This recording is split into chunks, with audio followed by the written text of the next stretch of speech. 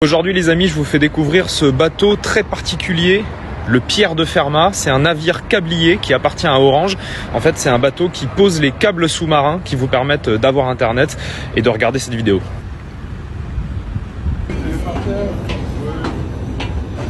Donc là, c'est un câble qui est en train d'être chargé à bord. Vous voyez, c'est comme un gros tuyau d'arrosage avec une protection en acier autour. Et ils stockent ça dans des cuves sur le navire pour partir soit en réparation, soit pour aller les poser au fond de l'océan. Les câbles comme celui-ci, ils sont simplement posés sur le fond de l'océan et ça peut être très très profond, jusqu'à 6 ou 7 000 mètres. Alors là, vous avez les différents types de câbles sous-marins.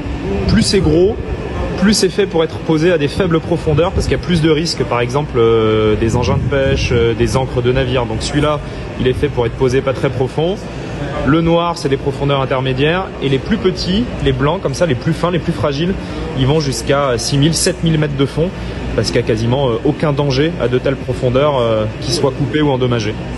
Et à côté, c'est un grappin qui est utilisé quand ils ont besoin de remonter les câbles sur le bateau pour les réparer. Ils font traîner ce grappin sur le fond de l'océan, ils accrochent le câble et ils tirent. Là, on est dans une des cuves du navire où sont stockés les câbles. Et dans chacune des cuves, il peut y avoir plus de 1000 km de câbles. C'est assez impressionnant. Là, vous voyez l'intérieur d'un câble sous-marin en fait. Donc il y a la protection en plastique autour.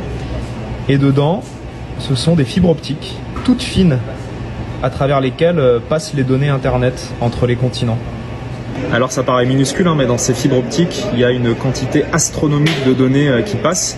Par exemple, entre les États-Unis et la France, il y a à peine une dizaine de câbles comme celui-ci. Et ça permet de gérer les échanges de données de tous les Français.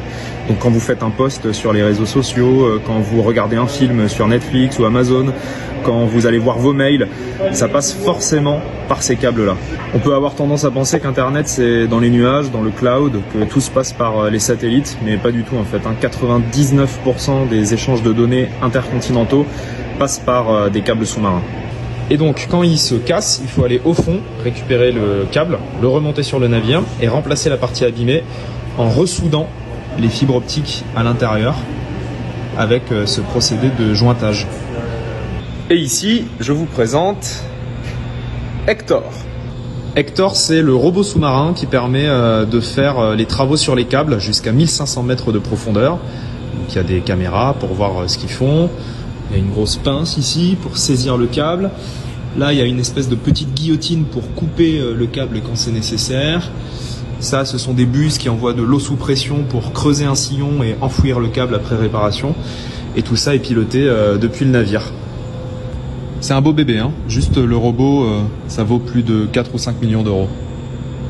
Alors quand ils doivent poser un câble au fond de la mer, ça passe par l'arrière du navire. Et ils avancent entre 4 et 8 km/h et ils déposent tout simplement le câble au fond. Aujourd'hui les amis, je vous